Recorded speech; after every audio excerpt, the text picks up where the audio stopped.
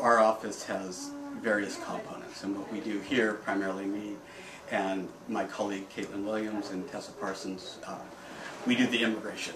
We're the immigration attorneys. So that's one component of the office. There's another office over in the north side of town that does refugee resettlement, and that's something that we don't do. I can't talk much about that because it's a whole different bag, but we do that. We do help. There's other components of the place that helps people with finding employment, with finding housing. We have portions that help people learn English and then also learn how to take the test for citizenship applications. And there's a Help Me Grow portion of CRIS. So there's a whole bunch of different components, but really what I can talk about is what we do with immigration.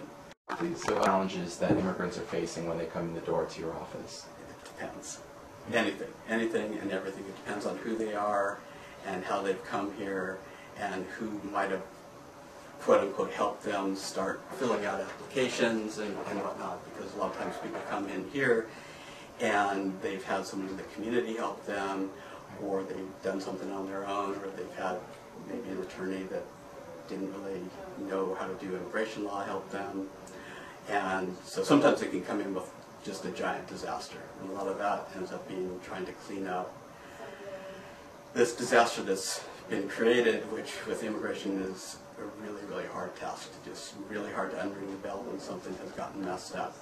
Sure. But we help people, for example, who have come as refugees and have been here for a year and they're applying for their green cards, or they're trying to bring family members over, or they're trying to get replacement green cards, or trying to get travel documents. We help people who come in who are seeking asylum. Misconception as well that people have, that if the child is born in the United States, then the parents get to be U.S. citizens, or the parents get to be lawful permanent residents, and they don't. If a person has come into the country illegally and they have a kid born in the United States, the kid gets to be a U.S. citizen, but if they entered unlawfully, they don't get to do anything. The one thing, after 10 years, they could try to get this relief called cancellation of removal that's virtually impossible to get, but it's not a free ride at all. You know, a lot of people don't realize that. They don't realize that, and that just, you don't get the ride to just have the baby here and then everything's fine. It just doesn't work like that at all. So these giant misconceptions about what it takes to get any type of status. And in fact, we have a fair amount of people that will come in here where someone will get married to an undocumented guy. And they'll come in and they'll say, okay, we want to help him, and we're married, I want to have him get his green card, I want to help him do that.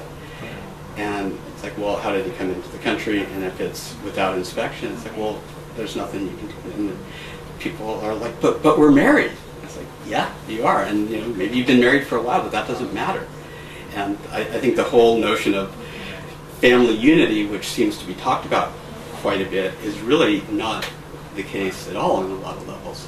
You have situations, and I guess just thinking back to your question of what you do to sort of try to prepare people, and there's, I believe it's a group called ABLE here in Akron.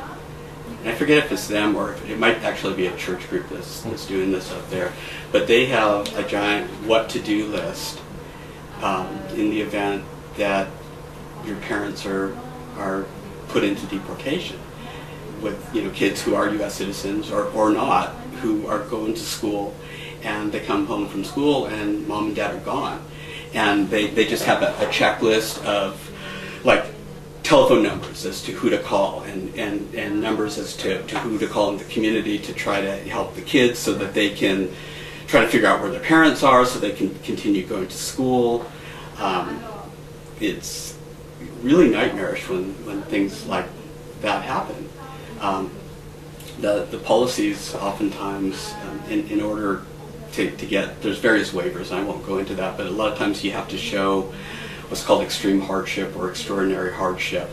If something has gone wrong and you need to get a waiver for a reunification, and those standards are so high, where they look, for example, of a husband and wife that might have been together for several years, and it turns out that the husband either had entered into the country illegally or committed a small crime or something or another, or they need to get a waiver and show the extreme hardship. The hardship goes to the U.S. citizen, and the hardship of, for example, saying, okay, your husband is now going to be deported, or your kids are now going to be deported. That's not extreme hardship. That's just the normal hardship that everybody would feel under those circumstances. So that's not enough ever to get a waiver granted. And it's just when you see the reality of people being broken apart and having family members taken and some deported, and it's rough. It's a really sad, unfortunate system, and I don't know truly what the answer is. I think it's a very difficult, non-black and white question.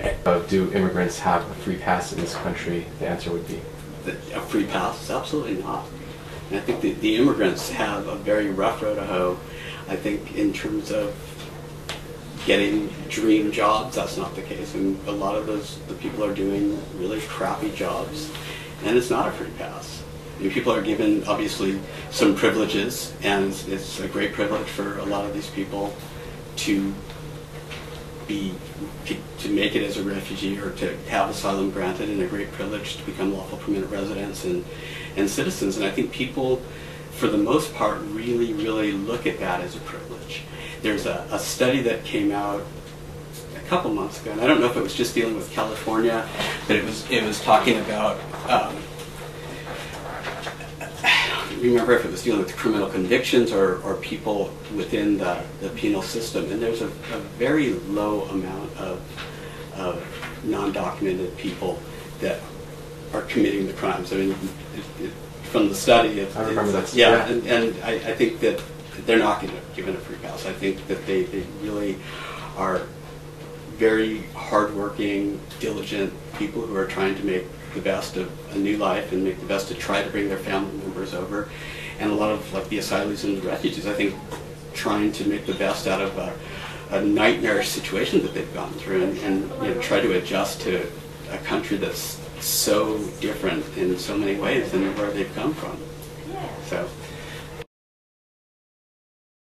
I think that both sides of the aisle need to really work on something that is a fair and long-sighted immigration policy. I think at this point something has to be done, and the longer they bitch and bicker about it, the worse it's going to get. And I don't know what the answer is to that. I think that there definitely needs to be something. I think there needs to be, whether you want to call it amnesty or not, which apparently has now taken on such a bad word concept that no one wants to say it. But like the amnesty that had been around up until 2001 was if you had come into the country illegally and you were married to a U.S. citizen, you could adjust your status. You'd pay a $1,000 fine, and you could adjust. You'd still have to show the bona fides of the marriage, and it was really a family reunification policy, which one had stopped. And I think it's very important that something like that be revisited.